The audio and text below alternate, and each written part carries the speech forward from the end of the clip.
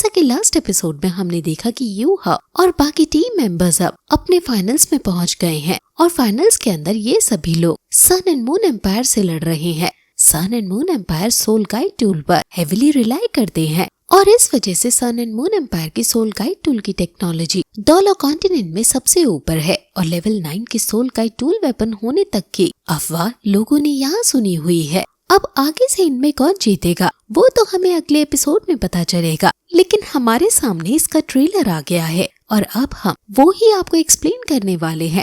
Sun and moon empire के पास अलग अलग तरह के टोटल 20 सोल गाइड टूल हैं और ये सब सोल गाइड टूल जो आपस में अच्छे से सिंक होकर अटैक कर रहे हैं। इससे सन एंड मून एकेडमी की बार बहुत ज्यादा बढ़ती जा रही है। श्रेक एकेडमी के जीतने के चांसेस 30% से भी कम है और जियांग नानन तो बेहोश हो गई है जिसे शेनलिन संभाल रही है। अपने बेटे की हार देखकर दाई योहेंग के फादर को भी बहुत ज्यादा बुरा लग रहा है और जो आसपास audience sun and moon empire के लिए चीयर कर रही थी, फादर जब उस पर चिल्लाता है तो सब ऑडियंस चुप हो जाती है। जू शैंसी भी अपनी पूरी कोशिश करता है और ड्रैगन अवतार में आकर ओपोनेंट पर हमला करता है और शायद वो कामयाब भी हो जाता है क्योंकि अगले ही सीन में हम एक ओपोनेंट को स्ट्रेचर में जाता हुआ देखते हैं। यानी जू शैंसी ने बहुत बेरहमी से एक ओपोनेंट को हरा दिया है और फिर जू शैंसी ओपोनेंट से हमें कहते हुए भी दिखाया जाता है कि अब तुम मेरी असली पार को देखोगे।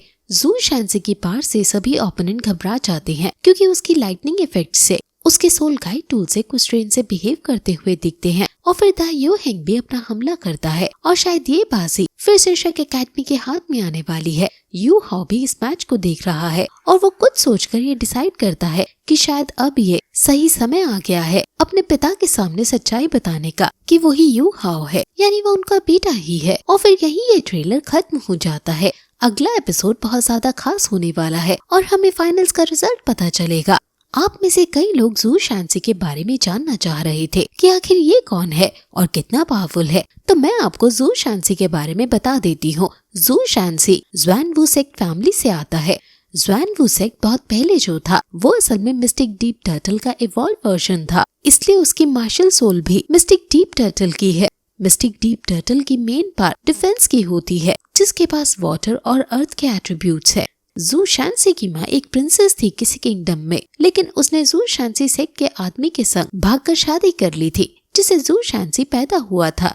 इतने बड़े क्लैन से होने की वजह से उसमें बहुत ज्यादा टैलेंट था और वो 12 साल की उम्र में ही श्रेक एकेडमी आ गया था और बीबी के साथ मिलकर उसने अपना नाम पूरे एकेडमी में फेमस कर लिया था।